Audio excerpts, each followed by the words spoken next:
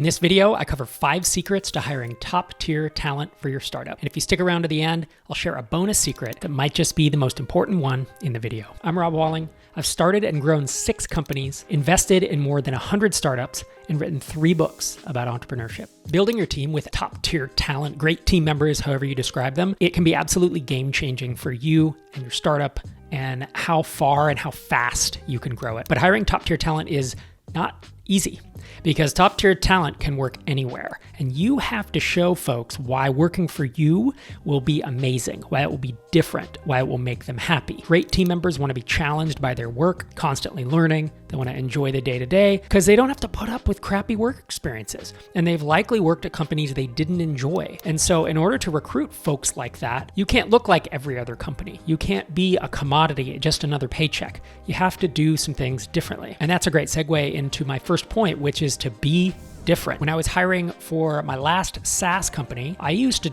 write in the job description and communicate in interviews that we view software as a craft, that we are craftspeople. We have 2.5 lines of test code for every line of production code.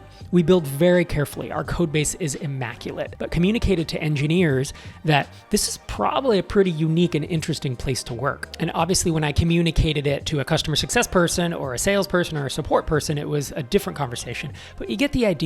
You want folks to know that working at your company is not going to be like every other experience they had. And it's not enough to just say that you're different. You actually have to be different, because if you convince people to come work for you and you're just like every other employer and it's kind of a crappy job, they're not going to stay very long and you're going to churn people out. And realize that word gets around. It's not enough just to say you're different. You actually do have to behave differently and stand for something. Like, be opinionated about what you're doing and realize the differences that you have between yourself and other employers, and then communicate that. Tip number 2 is to work on interesting problems. Amazing team members, they want to be challenged and they want to learn day to day. It's especially helpful if you happen to be working on a really interesting, innovative product, but it doesn't need to be. My last SaaS company was an email service provider. It's kind of a boring business. There are a bunch of them out there, and is building an email service provider that interesting? Probably not. But again, when I would recruit developers, the conversation was, the code base is immaculate. We're scaling, we're growing fast. So scaling can often be an interesting problem to work on. We have a ton of different UX paradigms, really amazing design. So the product looks great. It's fun to work on. There's going to be a variety of work because we send a lot of emails, but also we have user interfaces and we render emails. And there was so much going on that a developer could pretty obviously see the work was going to be interesting, and they weren't going to be grinding away or working at a financial institution where it was going to be a bunch of grunt work. And so even if your company itself is not in the most interesting space, there are often pretty interesting problems that you're working on day to day, and learning how to communicate those to potential recruits is a good way to find great people. Tip number 3 is to lean into your advantages. As a small company, whether you're bootstrapped, mostly bootstrapped, high pay, great benefits are probably not going to be your advantages. Those are the advantages of Fortune 500, Fortune 1000 companies. But those companies also have Achilles heels, and that they have politics. They have these big, massive teams.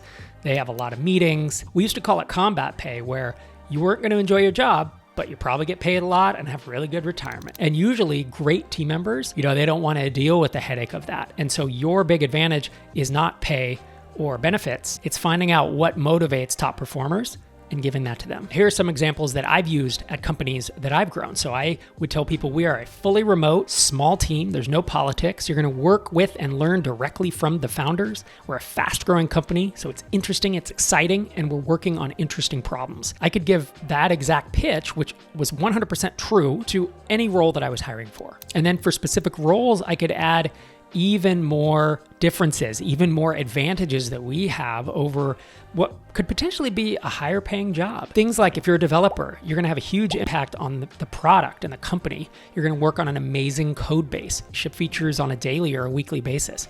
Or if I was hiring a customer success person, I said, we have a great product. Our customers love us. It makes your job easy because the product's not buggy and we have high feature velocity. So the bulk of your job is not dealing with angry customers who are complaining that the product is buggy and complaining that we don't ship features fast enough, because that wasn't the case. And so you figure out the advantages you do have as a small, nimble, agile bootstrapped, mostly bootstrapped startup, and you communicate those to the people that you're recruiting, and that can make a big difference in the quality of recruits that you can land. Tip number 4 is to think of your job description as a sales letter. It's trying to convince someone that you're an amazing company to work for and that they should apply and that they should really want this job. Part of this involves writing like a human being and having personality, not copying the Target, the Best Buy, the General Mills, whatever Fortune 5,000 company you can think of.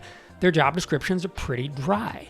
And so we used to have lines in our job description for developers like, crappy code makes you want to flip a table, it's a quirky thing to say, right? But it made people realize, I might be a fit for this. Like, I want to work with a team that has this much personality. In addition, you want to communicate that you are picky about who you hire. There's a velvet rope policy. You don't just hire anyone. And this makes you a great company to work for. It's a great place to work when you know they're going to be working with other top performers. A players want to work with other A players. And if you are able to communicate well that you are picky about who you hire, it can show that you're a great company to work for. My 5th and final tip before I get to the bonus is one that I actually struggle with, and the advice is to build an audience. The reason I struggle with this advice is because you can absolutely build an amazing company with no audience. I've seen not just tens, but hundreds, if not thousands of founders who have successful companies. They bootstrap, they mostly bootstrap, and they don't need an audience because they build a great product, they sell it to real customers for real money, they learn how to market, they do the blocking and tackling, and they grow the company. You don't need an audience to build an amazing startup, but it makes hiring a lot easier. I'm going to be honest. I know I've had an audience for 15 years now. And when you have an audience that knows you, likes you, and they trust you, it is so much easier to hire great people, especially if top-tier talent is in your audience. Top-tier talent is constantly learning, and so they are reading blogs, reading books, they're listening to podcasts. If you are one of the people they learn from, it really does make hiring easier because it's no longer an anonymous process. You have kind of a curated group when you have an audience, and you will find that you're going to have a higher percentage of probably top-tier talent in that audience. And realize that not everyone wants to build an audience. I get it. In that case, don't. I'm not saying you have to do this, but it is one way that I have taken advantage of to hire some really A players, and I've seen other folks do it as well. So it's something to consider. I'm going to tell you my bonus tip in just a second. But before I do that, if this video is helpful, I'd love it if you'd hit that like button and subscribe to the channel. We have videos like this coming out every week, in addition to conference talks from the in-person events we run, live streams, there's all kinds of stuff coming at you. And it's really top quality content aimed at helping you build, launch, and grow your bootstrapped or mostly bootstrapped SaaS company. And my bonus secret is that hiring is hard and hiring great people is amazing, but retaining those people is perhaps even more important. Great people want to learn, they want challenges, they want autonomy. You have to figure out how to let them grow and evolve and learn over time so that they don't move on. Because you can hire all the great people in the world, but if you churn them out because you misrepresented what the work experience is like, or you just don't keep folks interested, top-tier talent will move on because they have an infinite amount of choices and they can go anywhere at any time. So realize that hiring great people is hard, but retaining them is so, so, so important. I hope these ideas for hiring top-tier talent for your startup were helpful. I'll see you in the next video.